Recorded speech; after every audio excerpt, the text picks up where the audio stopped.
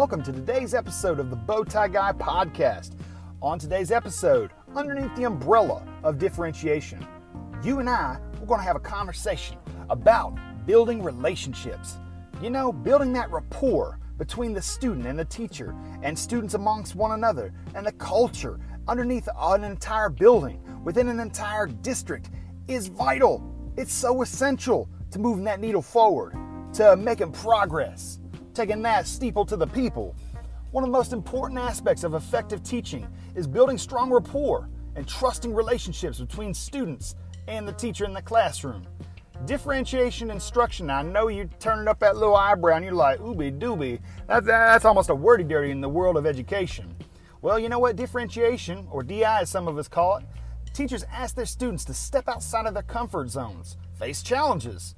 You know what? This is difficult without establishing the requisite trust levels first. You know what? Because it's all about a tango, baby. You have to develop, you have to cultivate a climate of trust, a climate of growth, of fertility. Because each student is different, every teacher-student relationship, guess what? It's going to be different. Now, you need to build trust over time. Realize that on the first day of school, you're not going to be thicker than thieves. Good, effective relationships take giving and taking. You need to understand that people need to get to know each other to be able to form those strong relationships. Trust begins with small steps. So you need to consider starting out your school year, with just a few easier but not trivial and wasteful assignments that students feel capable of doing. Think about your icebreakers there. Now, you need to do these so you all have a vested interest. You're all stakeholders. Make sure that you call your students by their names. You know what? I've gone years where I had 125 students. I've gone and throughout 5 classrooms on my team, but I would see them every day. And you know what? It would take me till September, October to get every child's name. But you know what? It's incredibly important because they need to know that they're not a number. It's being passed through like cattle, like sheep, like a goat. They are someone. They are a stakeholder. And you know what? They pay your bills, if you know what I'm saying, because their parents are taxpayers. So you need to understand that understanding and utilizing their name, look, it's going to take a lot of effort, especially if you're teaching a great multitude of students. But you know what? It'll pay off. I promise you. Now, refer back to students' previous work or contributions. You know what? Doing so shows that you remember and you take them seriously. It's important that you share some appropriate personal information with students. One of the things I love to do is to tell my quote-unquote stories. My kids, especially before lunch, I tell them stories that get them so tickled. And you know what? Sometimes I made a ooby-dooby. I made a big mistake. You know what? I could write an Encyclopedia Britannica of all the mistakes I've made in my life. But you know what? To have my kids, my students, my sheep, hearing from their shepherd that, you know what? He makes mistakes. They need to hear that. You know what? We're not perfect, but they love seeing the humanity, seeing the personal affect of who I am. Make sure that you can complete the work expected of students. Now, if you're tossing out assignments as if you're a paper dispenser, but yet you can't do it, or you wouldn't want to do it if you're a student, don't do it. You know what?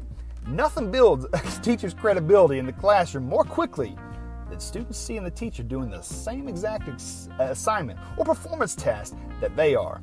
You know what? When you model that, you show students that the work is serious and real and doable and meaningful. That you know what? You practice what you preach. You know what? Mr. Feeney, in the Boy Meets World show, I think there's a meme going out or a GIF or something about how when someone's absent, that we spend all day mourning their absence. But you know what? You need to inquire when students are absent, when they're late. You need to be sensitive. You know what? Because believe it or not, 9 times out of 10, they're not in control of that. I'm being serious. It's not like they habitually want to be outside of your presence. So you know what? Take it easy on them. Don't condemn them. And you need to be, inviting. You need to have a climate, an environment that is welcoming. Despite the differences that they have in their life than you do. Not everyone can be as consistent and as perfect as you. Now, you know what? It's important that you return student work in a timely fashion. What am I talking about? You know what? I was the worst. I'm going to throw myself way under the bus right now. There were times, baby, when I had to stack up the Mac truck, the stack of just, piling papers that we did. And I was guilty of being a paper pusher, a paper dispenser. And you know what? I realized that less is more.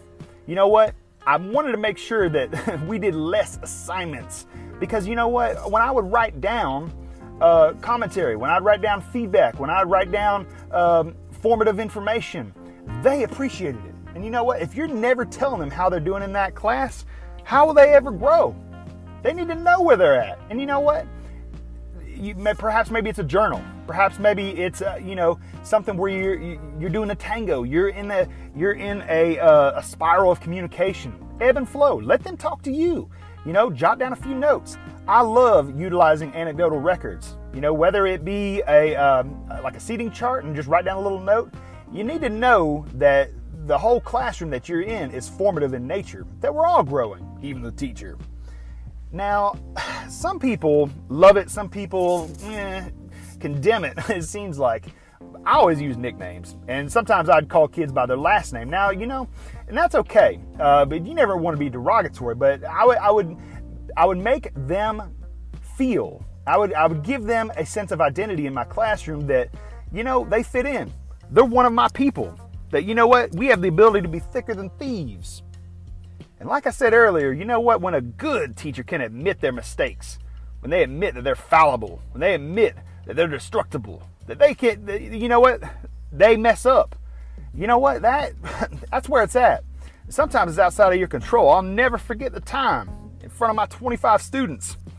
I don't know what was going on with me. And I'd like to think that when it comes to being dignified, being respectful, look, I farted out loud, and normally I blame it on someone else, but at that particular moment, I was teaching, the classroom was silent, and my booty got violent, if you know what I'm saying, because, look, there's no hiding, and you know what I'm talking about. Quit acting like you're so perfect. You farted too. We all fart. But I'm telling you what, when I farted, there's giggling, and look, you talk about your 50 shades of gray, my face was 50 shades of red, because I was so embarrassed. But let me tell you something right now. They realized I was one of them. Now, here's one thing you need to focus on. Find something that you like about every single student, because I'm gonna tell you something that you may not know. There is something to be liked about every child. And I don't care if that dude or that dudette is rooty booty, fresh and fruity on every one of your nerves. There's something to be desired. There's something to be loved about every single student. Because if you think about it, that's someone's baby. That student is someone's best present they have to offer you. The best in their world is that child. And you know what? You need to love every child as if they're your own child, if you know what I'm saying. So, last but not least, look, I don't need to preach to the choir, but you need to understand that your students have interests, your students have hobbies that, are mutually exclusive from your classroom.